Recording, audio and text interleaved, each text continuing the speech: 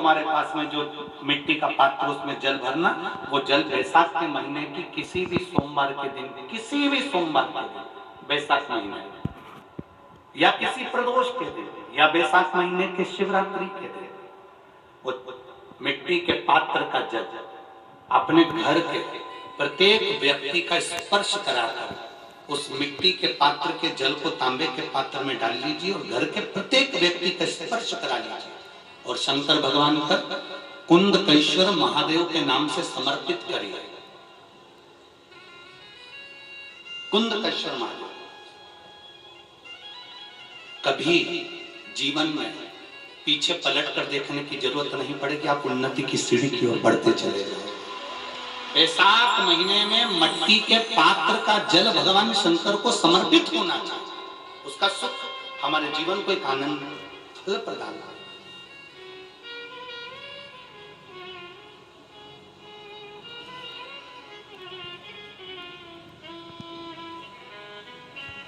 जिसे कहते हैं ना, कोई अच्छा मिले ना मिले, धन मिलने से कोई भाग्यशाली नहीं होता, सत्ता मिलने से कोई भाग्यशाली नहीं होता, वैभव मिलने से कोई भाग्यशाली नहीं होता। महाराज,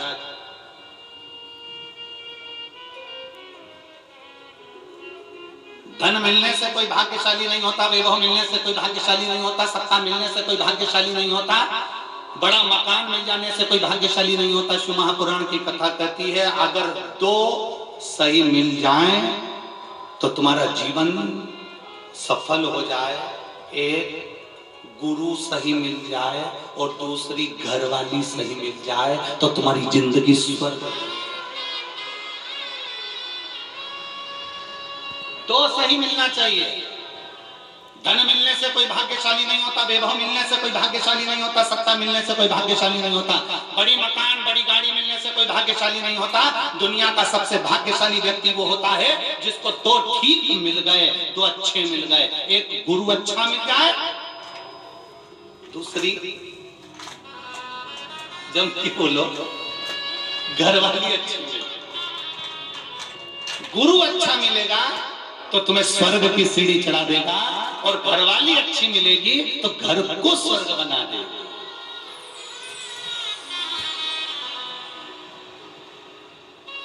और इसमें से भी गुरु भले पीछे रह जाए पर जगदम्बा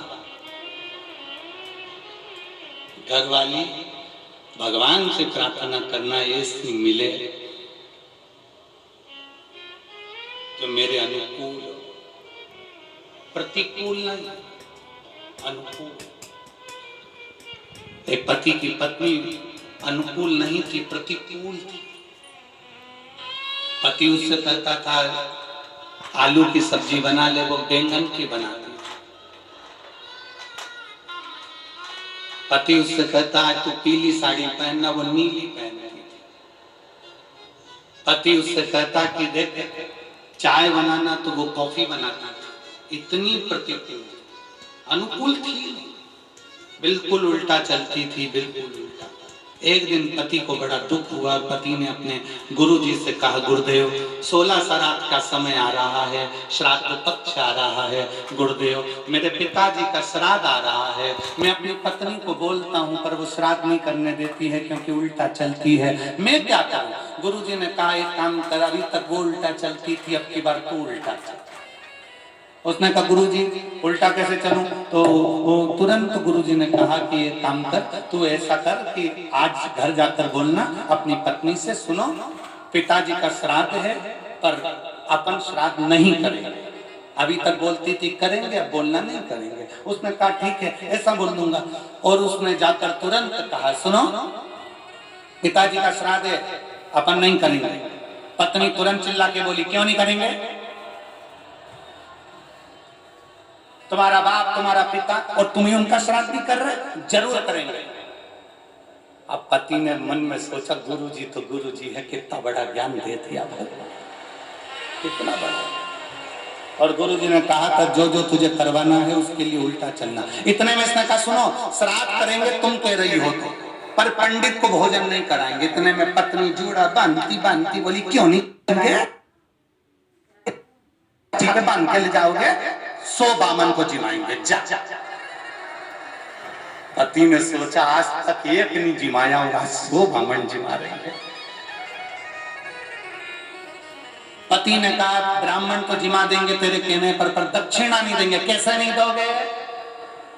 सबको सोने की अंगूठी देंगे। पति बड़ा प्रसन्न। अब पंडित जी आ गए, श्राद्ध करने लगे, पिंडदान बनाया, पिंड करवाया।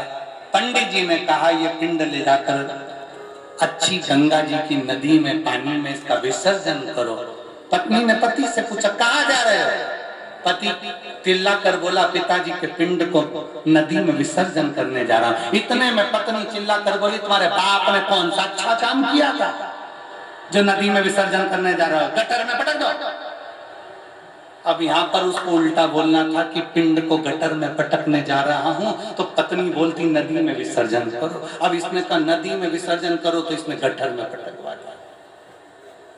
बड़ा दुखी हुआ, सारा करा धरा पे पानी फिर गया। गुरु जी के पास गया, गुरुदेव गुरुदेव कुछ तो करो कि मेरी पत्नी से मेरा पीछा छूट जाए। गुरु जी ने कहा ऐसे पीछा नहीं छूटने वाला, एक काम कर तू गंगा नहाने हरिद्वार चले। हरिद्वार चलेगा तो इससे पत्नी से पीछा छूट जाएगा। क्यों नहीं छूटेगा? पत्नी से भी कह देना कि हरिद्वार जाने का मना करना उसको, तू मना करेगा तो वो जाएगा। बस उल्टा उल्टा करते जाना, मैं तुझे समझा के भेज रहा हूँ वैसा करना। उसने गुरुजी ने जैसा समझाया वैसे करा। घर पहुंचा, पत्नी से बोला सुनो पूरे गांव के लोग, पूरे रेवाड़ी के लोग हरिद्वार जा रहे हैं, अपन नहीं जाएंगे क्योंकि अपने पास टाइम नहीं है। पत्नी बोली कैसे नहीं जाएंगे, 40 साल शादी के हो गए, आज तक कहीं घुमाने नहीं लगे, चलो मेरे साथ हरिद्वार। पत्नी हरिद्वार ले गई पति को। अब गुरुजी ने कहा था गंगा जी में नहाने जाना, और पत्नी जब नहाने लगे तो पत्नी से कह देना ज्यादा आगे मत जा।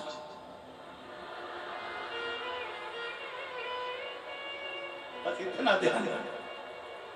और पत्नी जैसे गंगा जी में उतरी और पति ने चिल्ला कर कहा आगे मत जाना।